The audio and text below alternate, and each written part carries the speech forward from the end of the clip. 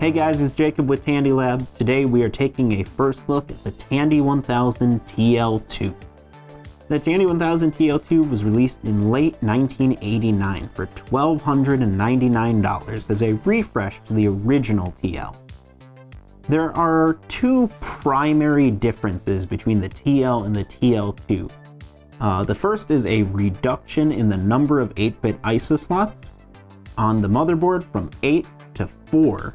The second is the integration of an XT IDE compatible hard disk interface directly on the motherboard, allowing you to connect a hard drive without using an expansion slot as long as that hard drive has a relatively rare XT style versus the more common AT drives in most systems.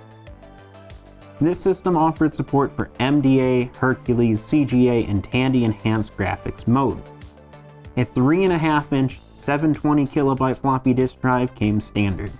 The TL2 comes with 640K of memory standard paired with a 286 CPU running at 8 MHz and includes a real-time clock, DOS, and Deskmate in ROM.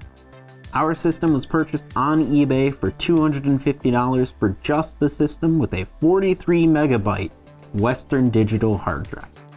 Unfortunately, as happens sometimes, our system arrived damaged from shipping. The front of the system suffered some heavy damage, the volume knob broke off completely, most of the faceplate shattered, and the hard drive, which is mounted in the front, is likely destroyed. What a shame. Some of the shipping damage resulted from the plastic becoming brittle. The cracks turned into complete disintegration the more it was handled.